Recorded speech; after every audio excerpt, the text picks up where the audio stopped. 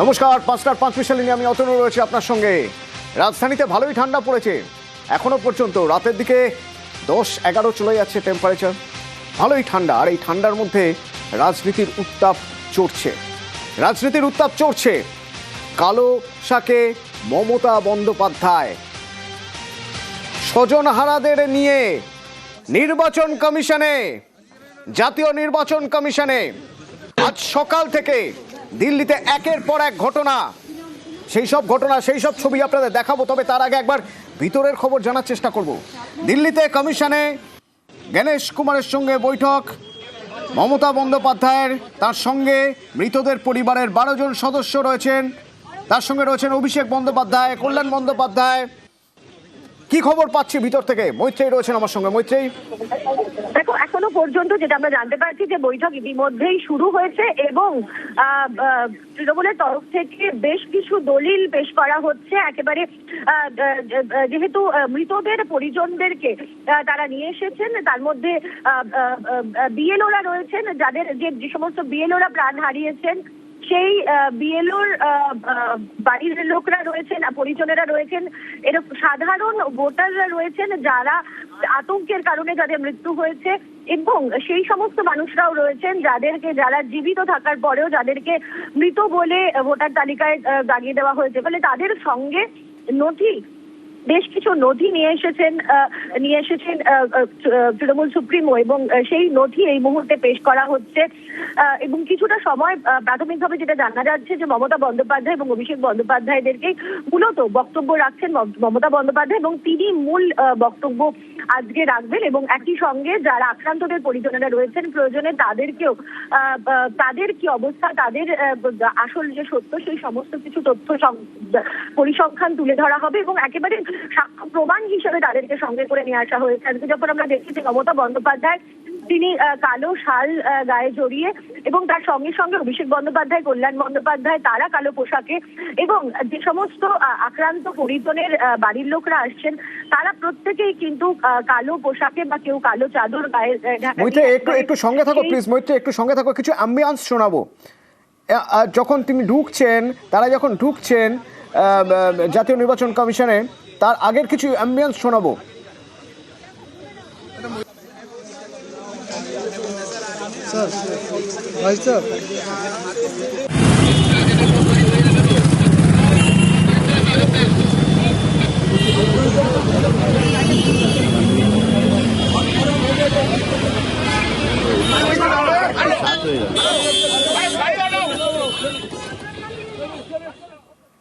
দেখুন, এটা খুব স্যাড।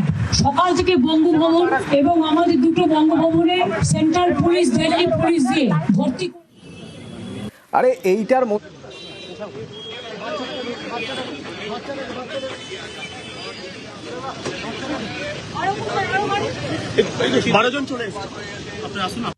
পাঁচজনকে নিয়ে যাচ্ছে, তিনজন বিয়ের পরিবার আছে, পাঁচজনকে নিয়ে যাচ্ছে, তিনজন বিয়ের পরিবার আছে। কথা বলবো একবার মৈত্রেয়ী, আজকে ঠিক মূলত কোন কোন বিষয়ে মমতা বন্দ্যোপাধ্যায় তুলে ধরবেন গণেশ কুমারের সামনে?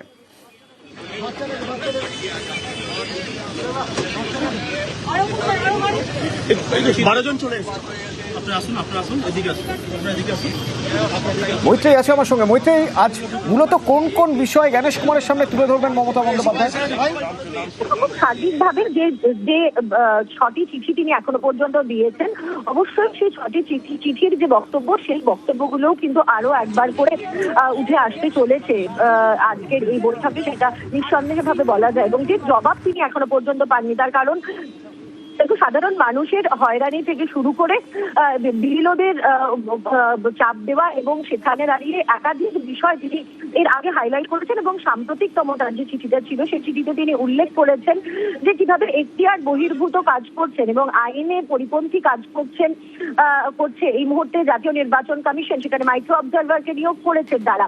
ফলে সেই বিষয়টিও কিন্তু তুলে ধরা হবে, এবং তার সঙ্গে সঙ্গে আইনের প্রভিশন তুলে ধরে তার কারণ জাতীয় নির্বাচন কমিশন কমিশন এর আগেও দেখা গিয়েছে যে বারবারই কিন্তু তারা আইনের প্রসঙ্গ তোলেন যে তাদের কোন কোন ক্ষেত্রে এখতিয়ার রয়েছে, কোন কোন ক্ষেত্রে এখতিয়ার নেই। আচ্ছা।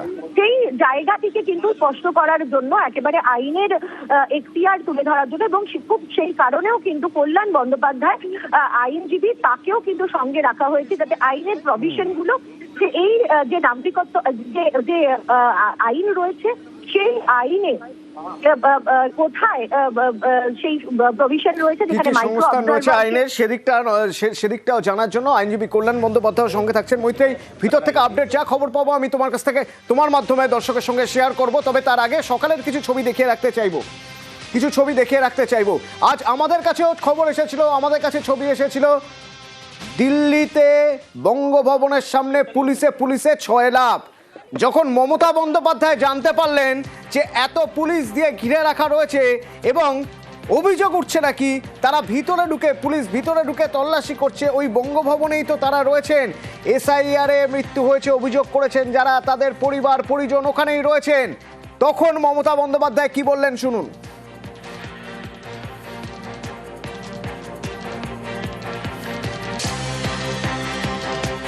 দেখুন, এটা খুব স্যাড। সকাল থেকে বঙ্গভবন এবং আমাদের দুটো বঙ্গভবনে সেন্ট্রাল পুলিশ, দিল্লি পুলিশ দিয়ে ভর্তি করে দিয়েছে। দেখছে ঘরে ঘরে খুঁজে কে কে এসছে, এটা ওরা করতে পারে না। They don't have any right to search room to room in Bangabhaban that which people are staying from Bengal. This is our bhavan. 150 people died because of SIR and their family members. Out of that, few family members came to raise their voice, and there are some people who are alive, but SIR case, Election Commission declared them dead. On protest of that, they came to raise their voice. If they are permittable, we will appeal. Then they can go, they can meet some people. But don't think that they will give us the guidelines of the agitation. We know there are some institution, judiciary, election commission, where we can raise our voice. And if they challenge like this, then they do not know we are danger than anybody else because we born and brought up from the struggle. They came to meet Delhi press. They will meet you tomorrow. They will show you that how they have been tortured. Don't you think media have the right to know? Tomorrow 3 o'clock there is a meeting. There is a press conference in Bangabhavan so that you can meet the people. Because Delhi people doesn't know what they are doing in Bengal. Just now I've got the information. I didn't change even my clothes. I'm just going as a house staying. Abhishek was also used to do something work. I said, let go with us. I will request the Home Minister not to behave like this. When you come to Bengal, we give you the red carpet. When you came in Delhi, you give us a black carpet. We'll show you the black result. Please distain yourself from the atrocities, from the torture of the Bengal people who have lost their lives. Don't show us the muscle. If nobody fight in this country, I will fight. Our party will fight. Always they used to defend the Bengal, but they do not know what torture they are doing on. এবং এখান থেকে চলে গেলেন নতুন বঙ্গভবনে সেখানে প্রথমে দিল্লি পুলিশের সঙ্গে যারা আধিকারিক রয়েছেন তাদের সঙ্গে কথা। लेकिन आप मेहरबानी करके हम कोई एजुकेशन नहीं करने के लिए आया। अगर हम एजुकेशन करते तो आप लोगों को हम दिमाग खराब कर देते। अगर आप हमको खुद ऐसा करेंगे बेइज्जती, तो हम भी जब कसम काम लेना चाहता है। लेकिन आप मेहरबानी करके इसको बात सुन के हमारे लोगों को हैरान मत करो। ये लोग क्या रास्ता पे रुकेगा, सड़क पे रुकेगा? नहीं तो आपको घर में लोग जाएगा दीजिए, हम भेज देता है। ये ठीक नहीं है। आप जो जगह में लोग रहता है, आप उधर में जाके सब सुबह से तंग किया है। मैं देखो घर का कपड़ा पड़ के चलाया, इसी के लिए हमको रुक नहीं सकता है। अगर सुप्रीम कोर्ट परमिशन देगा, हमने फाइल किया है केस, तो पैरेड कर सकता है। जो जिंदा है, आप सोचो अगर कोई जिंदा है उसको लिस्ट में डेथ बोल दिया, 150 आदमी को डेथ हो गया, उसको घर में परिवार को देखने कोई नहीं है। आपको ऑफिसर भी बहुत मर चुका, आपको ऑफिसर को भी चेक कर रहा है। ऐसे देश नहीं चल सकता है। हम तो इंसाफ के लिए, इंसानियत के इंसाफ के लिए आए हुए हैं। हम तो दिल्ली में आका नहीं है। ये तो कॉन्स्पिरेसी करते हैं खाली। हम तो आए हैं खाली उसको प्रोटेक्ट करने के लिए। कोई 2-3 दिन करेगा, हम चला जाएगा। दिल्ली को हम पसंद नहीं करते हैं जब तक ये लोग रहेगा। हम दिल्ली में बहुत ही दुखा। मैं 84 से 2009 तक हम 5 दफे एमपी था। हमको दिल्ली अच्छा से याद है, लेकिन ऐसा एट्रॉसिटीज, ऐसा टॉर्चर हम कभी नहीं देखा। तो मेहरबानी करके आप टॉर्चर करना बंद कर दिए, वो लोग डर जाए। সকালে বঙ্গভবনে কি হলো সেই ছবি তো দেখালাম, এবার পাশাপাশি সরাসরি এখনকার একটা ছবি দেখাতে চাইবো। নির্বাচন কমিশন, জাতীয় নির্বাচন কমিশনের ভিতরের ছবি দেখুন। জাতীয় নির্বাচন কমিশনের ভিতরে যারা স্বজন হারিয়েছেন তারা রয়েছেন কালো চাদর গায়ে জড়ানো, এবং তারা সই করছেন, একটা কাগজে সই করছেন। মমতা বন্দ্যোপাধ্যায়, অভিষেক বন্দ্যোপাধ্যায়, সবার হাতে একটা কাগজ। ভিতরের ছবি দেখছেন, তারা জ্ঞানেশ কুমারের সঙ্গে বৈঠকে যাবেন বা বৈঠকে বসবেন তার ঠিক আগের ছবি, সে এক্সক্লুসিভ ফুটেজ।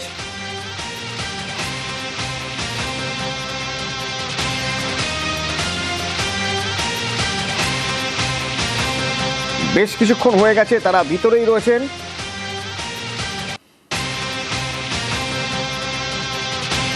ঠিক কোথায় কোথায় সমস্যা হচ্ছে, কি কি হয়রানির শিকার হতে হচ্ছে তাদের, কি হয়েছে তাদের সঙ্গে, তারা তাদের কথা বলবেন।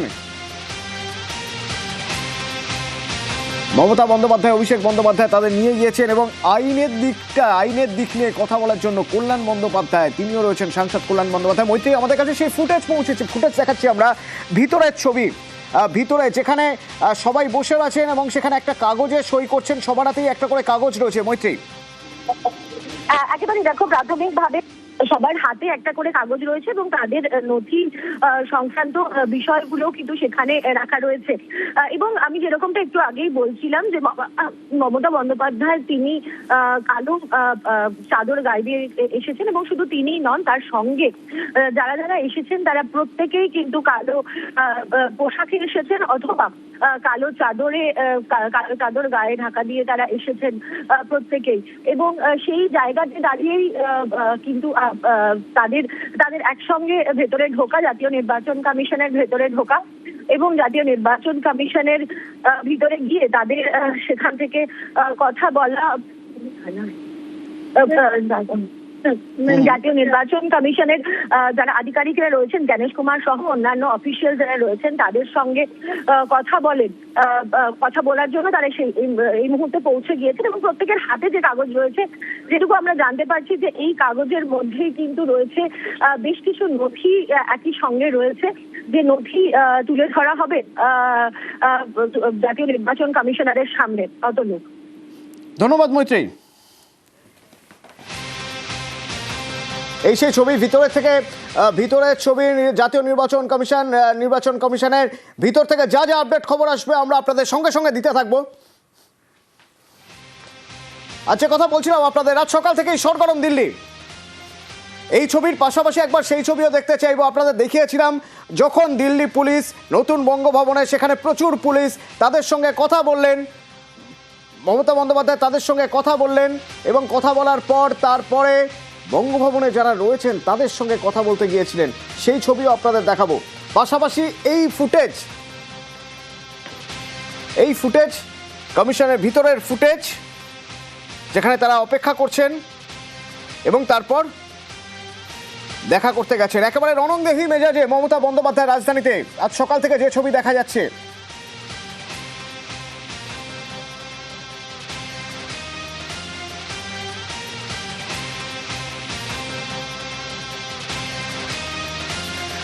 পনেরো বছর পর ফের একবার বিরোধী নেত্রীর মেজাজে।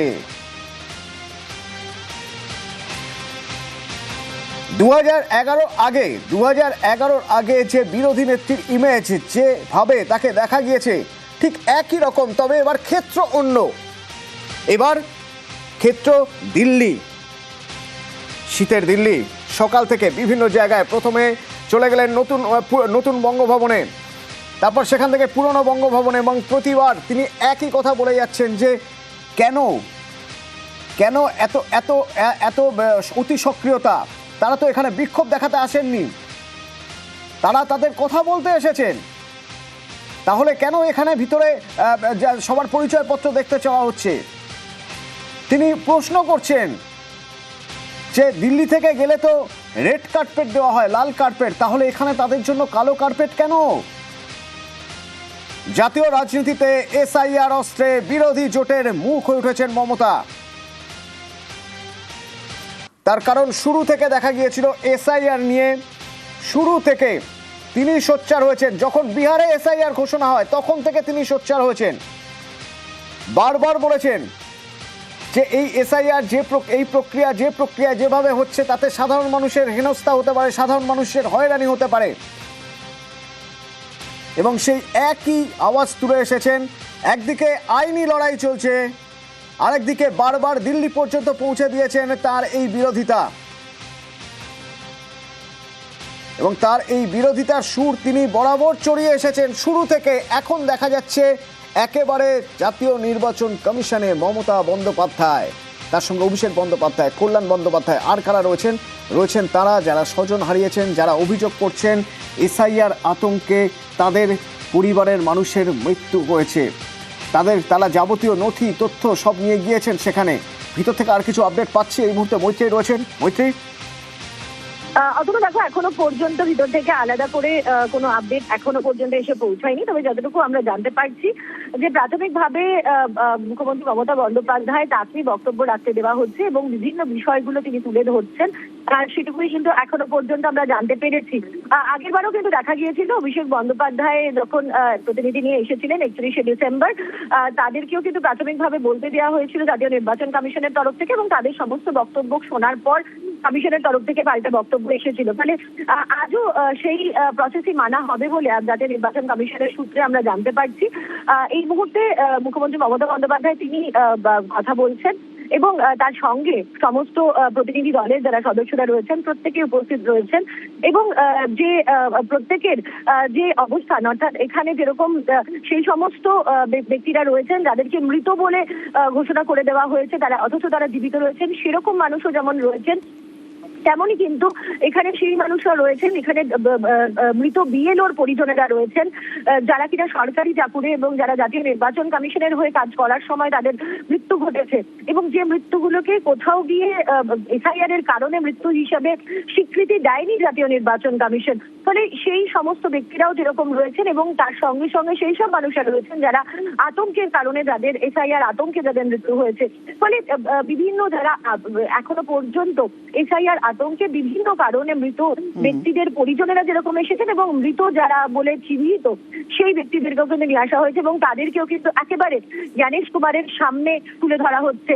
এটা আগে অথবা তোমার যদি মনে থাকবে যে এসআইআর যখন হয়েছে বা যখনই ভোট চুরির প্রসঙ্গ উঠেছে সেখানে সাংবাদিক সম্মেলন করতে দেখা গিয়েছে বিরোধী দলনেতাকে বা অন্য দলের নেতাদেরকে, বিরোধী নেতাদেরকে, কিন্তু এভাবে একেবারে প্রমাণ সহ সম্মুখ সমরে সরাসরি জ্ঞানেশ কুমারের দপ্তরে, জাতীয় নির্বাচন কমিশনের দপ্তরে কিন্তু এ পর্যন্ত কোনো বিরোধী নেতা বা নেত্রী তারা এসে পৌঁছায়নি এক্সেপ্ট মমতা বন্দ্যোপাধ্যায়। এবং মৈত্রী, আমাদের মনে রাখতে হবে এর মধ্যে আমরা দেখেছি অখিলেশ কুমার যাদব, উমর আবদুল্লাহ, তারাও সম্পূর্ণ সমর্থন করেছেন যে যেভাবে মমতা বন্দ্যোপাধ্যায় এসআইআর এর বিরোধিতায় কথা বলছেন, যা সমস্যার কথা বলছেন, তাতে কোথাও একটা মনে হচ্ছে যে এই এসআইআর অস্ত্রে বিরোধী জোটের মুখ হয়ে উঠছেন মমতা বন্দ্যোপাধ্যায়, বা হয়ে গিয়েছেন ইতিমধ্যেই। তবে শুধুমাত্র আজ কমিশনের দরজায় পৌঁছে যাওয়া নয়, কমিশনে বৈঠক করা নয়, আরও একটা দিক আমি একটু তোমার থেকে জেনে নিতে চাইব।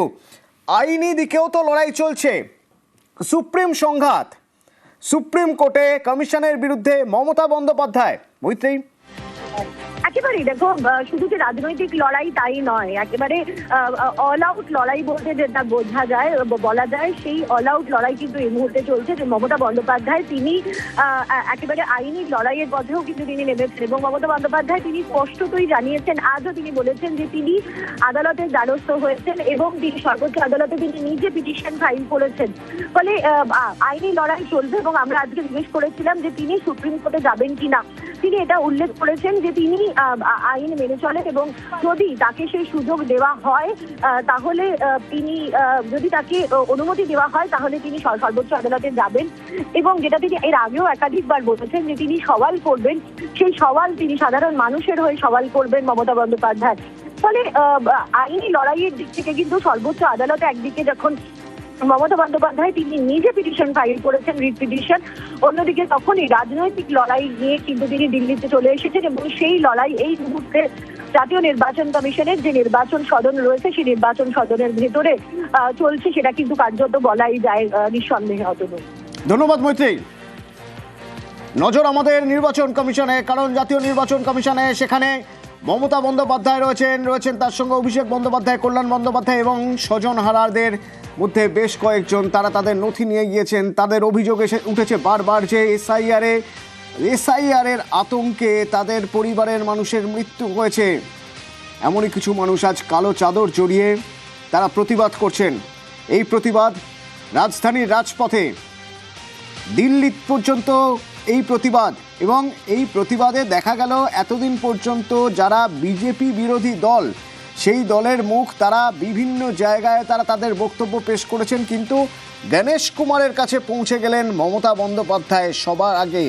এই প্রথম দেখা গেল কোনো বিরোধী নেতা তিনি গণেশ কুমারের কাছে, নির্বাচন কমিশনের কাছে পৌঁছে গেলেন। নির্বাচন কমিশন যারা এই স্পেশাল ইন্টেন্সিভ রিভিশন করছে ভোটার তালিকায়, তাতে যে হয়রানি হচ্ছে, সেই হয়রানির অভিযোগ উঠছে বারবার করে। হয়রানির অভিযোগ তুলে এবার নির্বাচন কমিশনেই পৌঁছে গেলেন মমতা বন্দ্যোপাধ্যায়।